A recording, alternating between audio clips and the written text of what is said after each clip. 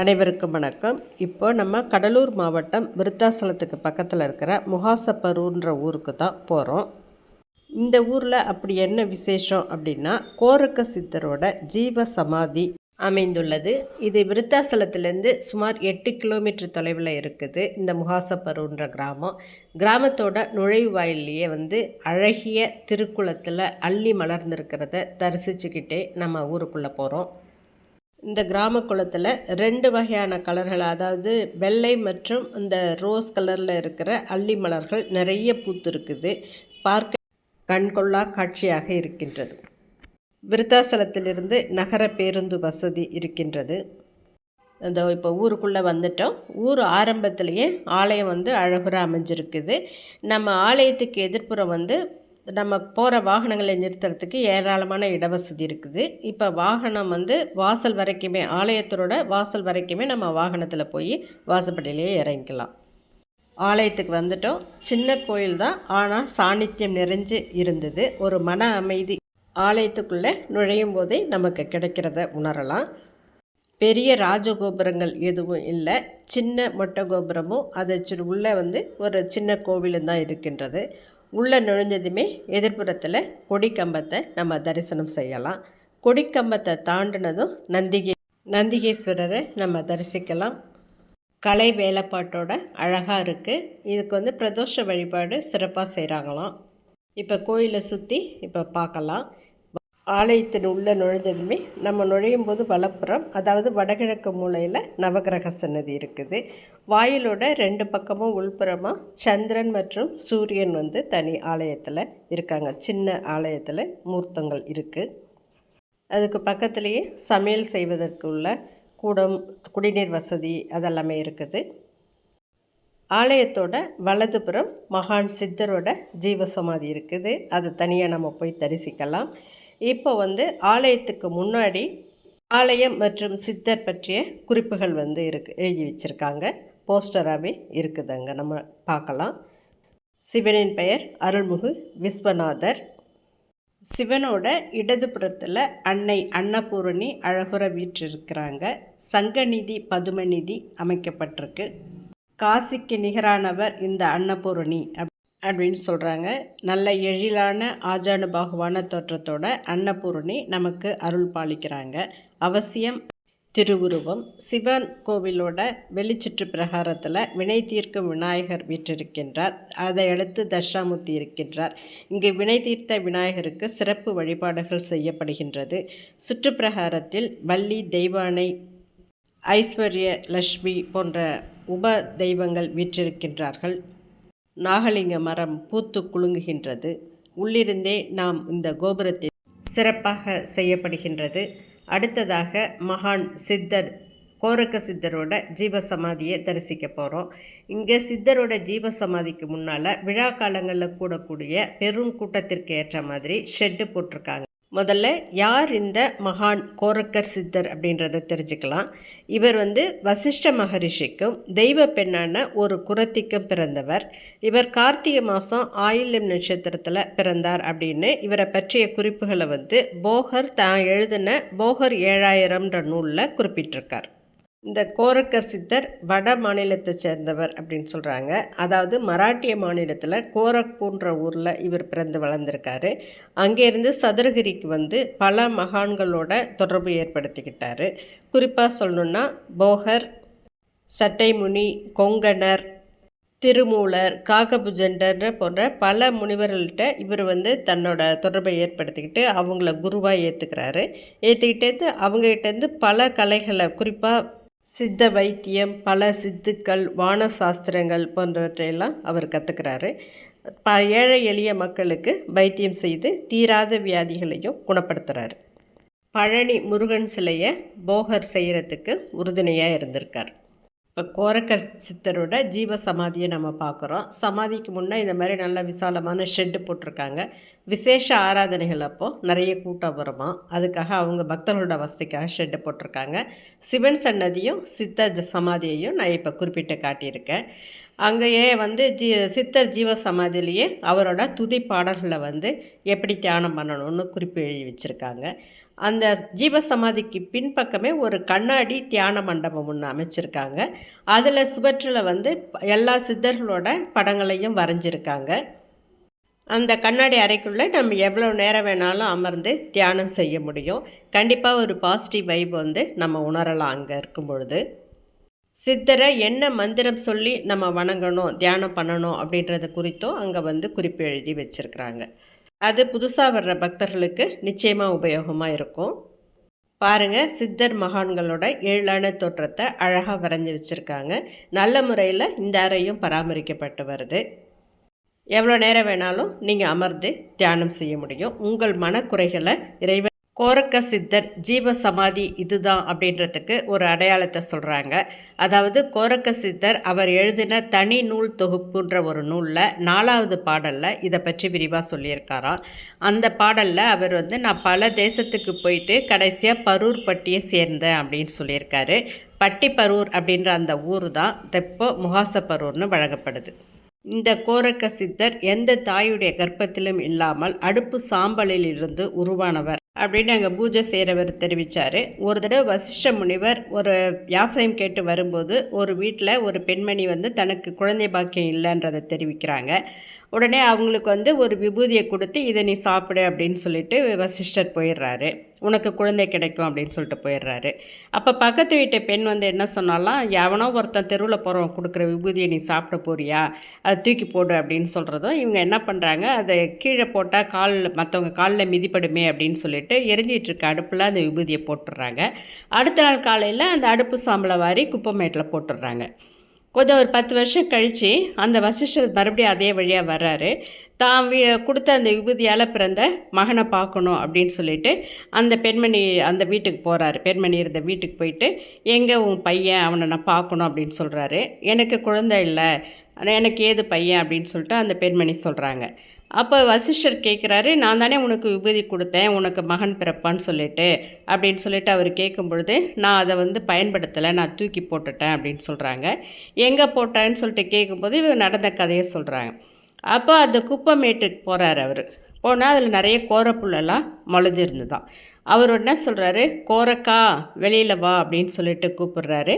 அந்த குப்பமேட்டிலேருந்து அந்த கோரக்கர் சித்தர் வந்து 10 வயது பாலகனாக வெளியில் வர்றாரு. அப்போ அவங்க அம்மா வந்து, ஐயோ நம்ம பையனா இவன் அப்படின்னு சொல்லிட்டு கிட்டக்க போகும்பொழுது, வேண்டாம், என்னை வேணான்னு நீங்கள் தூக்கி போட்டுட்டீங்க, நான் என்னோடய குருவை ஏற்றுக்கிட்டு நான் அவர் கூடவே போகிறேன், எனக்கு வேண்டாம் நீங்கள் அப்படின்னு சொல்லிட்டு அவர் அந்த குருவோடையே போயிட்டு அவர்கிட்ட பல வித்தைகளையும் சித்துக்களையும் கற்றுக்கிட்டு சித்தராக அருள் பாலிக்கிறார். ஏற்கனவே சொன்ன மாதிரி சதுரகிரி வந்து பல மகான்களோட்ட அவர் வந்து பல வித்தைகளை கற்றுக்கிறாரு. இந்த கிராமத்தில் தங்கி நிறைய சுற்றுப்பட்ட இருக்கிற மக்களுக்கு எல்லாத்துக்கும் வைத்தியம் பார்த்து தான் சொல்கிறாங்க. இந்த திருக்கோயிலில் இருக்கக்கூடிய இந்த மகான் கோரக்க சித்தர் ஜீவ சமாதிக்கு பரணி நட்சத்திரத்தில் அபிஷேகம் செஞ்சு அங்கே இருக்கிற மக்களுக்கு அன்னதானம், வஸ்திரதானம், சொர்ணதானம் இதெல்லாம் செஞ்சாக்க குழந்தை பாக்கியம் கிடைக்கும் அப்படின்னு சொல்கிறாங்க. பௌர்ணமி நாள் அன்னைக்கு மாலை வேளையில் கோரக்கர் சித்தர் சந்நிதியில் யாக வேள்வி நடத்தி அபிஷேகம் செஞ்சு அன்னதானம் செய்யும் பொழுது சகல நன்மைகளும் கிடைக்குமா. கோரக்க சித்தர் பல நூல்களை எழுதியிருக்காரு. அதில் சந்திரரேகைன்ற நூல் வந்து ரொம்ப பிரபலமானது. இதில் வந்து பாடல் 194லேருந்து 199 வரைக்கும் அந்த நாளிலேயே கலியுகம் தொடங்குறத பற்றியும் அதில் எப்படி இருக்கும் அப்படின்றத பற்றியும் விரிவாக சொல்லியிருக்காராம். இதனால் வரை ஆட்சி செஞ்சவங்க விவரம் எல்லாமே வந்து அந்த நூலில் இருக்குதாம். அதே போலவே இந்த திருக்கோயிலில் இருக்கக்கூடிய காலபைரவருக்கு நடிரவு 12 மணிக்கு தேய்பிரை அஷ்டமி திதியில் அபிஷேகம் செஞ்சு வடமாலை சாத்தி பிரசாதம் வழங்கினாக்கா தடைப்பட்ட திருமணம் நடக்குதாம். இந்த ஆலயத்தில் நடைபெறக்கூடிய விசேஷ பூஜைகள்னு பார்த்தோன்னா பரணி நட்சத்திர பூஜை நடக்குது, பௌர்ணமி பூஜை விசேஷமாக நடக்குது. அதாவது குரு பூஜை ஒவ்வொரு வருடமும் கார்த்திகை மாதம் ஆயில்ய நட்சத்திரத்தன்னைக்கு குரு பூஜை மிக சிறப்பாக நடத்தப்படுது. பிரதோஷ வழிபாடு, சங்கடஹர சதுர்த்தி மற்றும் காலபைரவர் பூஜை இதெல்லாமே சிறப்பாக நடக்குது. மேலும் இந்த கோயில்லையும் இந்த கிராமத்துலேயும் பல்வேறு மூலிகைகள் இருக்குது. கோரக்கர் சித்தரை நம்பி வந்து வழிபடுறவங்களுக்கு அவருடைய ஆத்மா மனித உருவம் எடுத்து அவர்கள் பிணி நீக்குவதற்கான மூலிகைகளை காண்பிக்கிறாரு அப்படின்னு பக்தர்கள் நம்பிக்கை தெரிவிக்கிறாங்க. இந்த கோயிலில் தினசரி காலை 6 மணி, மதியம் 12 மணி, மாலை 4 மணி, இரவு 8 மணி மற்றும் பௌர்ணமி தினங்களில் காலை 7 மணியிலிருந்து பூஜைகள் ஆரம்பித்து யாகம், ஹோமம் உள்ளிட்டவைகளும், கோரக்க சித்தருக்கு 16 வகையான பூஜைகளும், நள்ளிரவு 12:45 மணிக்கு நிலவு பூஜையும் நடக்கின்றது. கோரக்க சித்தருக்கு நிவேதனமாக வாழைப்பழம், கடுக்காய் தீர்த்தம், அரிசி பொரி, அவல், பொட்டுக்கல்லையோட நாட்டு சர்க்கரை கலவை, இதோட சேர்த்து கார்த்திகை நட்சத்திர நாளாக இருந்தாலும் சனிக்கிழமை அன்னைக்கும் கருணீல வஸ்திரம் வச்சு வழிபாடு பண்ணால் சிறப்பு அப்படின்னு அங்கே இருந்தவங்க சொன்னாங்க. இதனால் என்ன பலன்கள் கிடைக்கும்னா, சனி கிரகத்தை பிரதிபலிக்கக்கூடியவர் இவர். அதனால் ஜாதகத்தில் சனி தோஷங்கள் இருந்ததுன்னா அது விலகி நன்மை பயக்கும் அப்படின்னு சொல்கிறாங்க. விவசாயிகளுக்கு நல்ல மகசூல் கிடைக்கும், காரியங்களில் வெற்றி கிடைக்கும், படிப்பு மந்த நிலையில் இருந்தால் அது மாறும், நல்ல குழந்தை செல்வங்கள் கிடைக்கும், எலும்பு சம்பந்தப்பட்ட நோய்கள் எல்லாம் தீரும், பிரம்மஹத்தி தோஷம் நீங்கும், வீண் பயம் அகன்று தைரியம் உண்டாகும் அப்படின்னு சொல்கிறாங்க. 5 வியாழக்கிழமைகள் மற்றும் 5 பௌர்ணமி பூஜைகளில் கலந்துக்கிட்டு வேண்டுதல் வச்சா குழந்தை பாக்கியம் கிடைக்கும், தீராத நோய்களும் தீர்ந்துவிடும்னு சொல்கிறாங்க.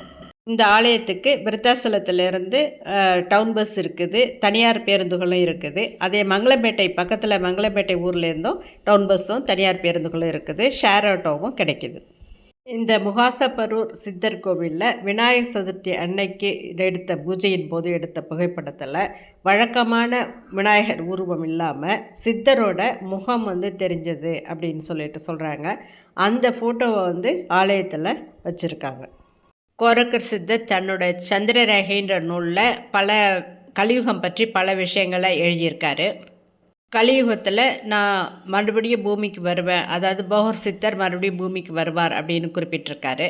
அந்த நாளில் அவருக்குரிய அந்த சமாதி கூட வந்து பளபளப்பாக ஆகும், ஜோதிலிங்கம் தானாக தோன்றி மக்கள் வளம் பெறுவார்கள் அப்படின்னு சொல்கிறாங்க. இந்த சம்பவம் வந்து இந்த திருக்கோயிலில் வீற்றிருக்கக்கூடிய இந்த மகான் கோரக்கர் சித்தர் ஜீவ சமாதியில் 20/2/2014 வியாழக்கிழமை காலை 9:15 மணிக்கு அபிஷேகம் செய்யும்போது லிங்கத்திலிருந்து ஜோதி தோன்றித்து. அதோட புகைப்படம் நமது கோரக்க சித்த ஜீவ சமாதி முன்னாடி தொங்க விட்டுருக்காங்க. இந்த ஆலயத்தில் இருக்கக்கூடிய சண்டிகேஸ்வரர் மண்டபத்தில் கோரக்கர் சித்தர் காசி விஸ்வநாதருக்கு பூஜை செய்யும் புடை சிற்பத்தால் ஆன தத்ரூபமான காட்சியை பார்க்கலாம். அதே போலவே அம்மன் சன்னதி, அதாவது தாயார் அன்னபூர்ணி தனி சன்னதியில் இருக்காங்கன்னு ஏற்கனவே சொல்லியிருக்கோம். அந்த சன்னதியோட முன்பகுதியில் நுழைவாயிலோட மேற்பகுதியில், அதாவது மேல் பக்கத்தில் பல்லவர் காலத்து கல்வெட்டு ஒன்று இருக்குது. அந்த கல்வெட்டை வச்சு பார்க்கும்போது இந்த கோவில் வந்து சுமார் 2500 ஆண்டுகளுக்கு முன்பு அமைக்கப்பட்ட கோவில் அப்படின்னு சொல்கிறாங்க. இவர் சனி கிரகத்தை பிரதிபலிக்கக்கூடியவர் என்பதால் நமக்கு வந்து 7.5 சனி நடந்தாலோ, அஷ்டம சனி நடந்தாலோ, அர்த்தாஷ்டம சனி நடந்தாலோ, இல்லை ஜாதகத்தில் தோஷங்கள் இருந்தாலோ இவரை வந்து அடிக்கடி தரிசித்து வணங்கினாக்க அதிலேருந்து நமக்கு நிவர்த்தி கிடைக்கும். இவர் கஞ்சா செடியின் நாயகன் அப்படின்னு சொன்னால் அது மிக இல்லை. ஏன்னா கஞ்சா செடியை வந்து கோரக்கர் மூலிகைன்னு தான் சொல்லுவாங்க. அவர் எப்படி கஞ்சா செடியை கொண்டு வந்தார்ன்றதை பற்றி இப்போ சொல்கிறேன். ஒரு சமயம் கோரக்கர் வந்து வரதமேடுன்னு ஒரு காட்டில் போய் தவம் செய்கிறதுக்காக போகிறாரு. அங்கே வந்து பிரம்ம முனியை சந்திக்கிறாரு. 2 பேரும் நண்பர்களாகிறாங்க. அங்கே வந்து அவங்க தவம் செஞ்சிட்ருக்காங்க. அப்போ இவங்க செய்கிற யாகத்தை வந்து கெடுக்கணும் அப்படின்னு சொல்லிட்டு யாகத்திலேருந்து 2 அழகான பெண்கள் எழுச்சி வராங்களாம். அதே சமயம் அங்கே வந்து அக்னியும் வாயுவும் அந்த 2 பெண்களையும் பார்த்து மோகித்து நிற்கிறாங்க. யாகத்தை தடை செய்ய வந்த பெண்கள் மீது கோபம் வருது இவருக்கு. உடனே கமண்டலத்திலேருந்து நீரை எடுத்து 2 பெண்கள் மேலும் தெளிக்கிறாரு. அதில் ஒரு பெண் கஞ்சா செடியாகவும் இன்னொரு பெண் புகையிலை செடியாகவும் மாறினாங்க. அன்றிலிருந்து தான் இந்த கஞ்சா செடியை கோரக்க மூலிகை அப்படின்னு சொல்லுவாங்க, புகையிலையை பிரம்மபத்திரம் அப்படின்னு சொல்கிறாங்க. அப்போது சிவபெருமான் இவங்கள் முனிவர்கள் முன்னால் தோன்றி இறந்து போனவர்களை பிழைக்க வைக்கக்கூடிய சக்தி உங்களுக்கு கிடைக்கும், அதே மாதிரி இந்த 2 செடிகள் உங்களால் உருவாச்சு, இவை வந்து கற்ப மூலிகைகளாக இருக்கும் அப்படின்னு வரம் கொடுத்து மறைகிறாராம். மருத்துவம், ஞானம், யோகம் ஆகிய துறைகளில் 8450 பாடல்கள் அடங்கிய 16 நூல்களை இவர் எழுதியிருக்காரு. நந்தி தேவர் சொன்ன ஆயுள் ரகசியங்களை இந்த நூல்கள் விரிவாக எடுத்து சொல்லுதோம். கோரக்கர் சித்தர் இந்த மண்ணில் பூத உடலோடு வாழ்ந்த காலம் மொத்தம் 880 ஆண்டுகள் 11 நாட்கள். கோரக்கர் வழிபாடு நம்ம நாட்டில் மட்டும் இல்லை, நேபாள நாட்டிலையும் ரொம்ப பிரசித்தமாக இருக்குது. நேபாள தலைநகர் காட்மண்டில் கோரக்கர் ஆலயம்னு தனியாக இருக்குது. அது மிகவும் புகழ்பெற்றது. கூர்காங்னு சொல்லக்கூடிய அந்த இன மக்கள் கோரக்கர் வழி வந்தவர்கள் அப்படின்னு சொல்கிறாங்க. நேபாளி பணத்தில், நாணயத்தில் கோரக்கர் திருவுருவமும் பொறிக்கப்பட்டிருக்கு. கோரக்கரை மானசீக குருவாக மராட்டிய சிவாஜி வழிபட்டார் அப்படின்னு சொல்கிறாங்க. சித்தர்கள் போற்றிய பெரும் சித்தர் இந்த கோரக்கர் சித்தர். அதனால் அவரை வழிபட்டால் சித்தர் உலகத்தையே பூஜித்து கோடி புண்ணிய பலன்களை நம்ம பெறலாம். இந்த பதிவு உங்களுக்கு பிடிச்சிருந்ததுன்னா லைக் பண்ணுங்கள், ஷேர் பண்ணுங்கள், சேனலை சப்ஸ்கிரைப் பண்ணுங்கள். நன்றி, வணக்கம்.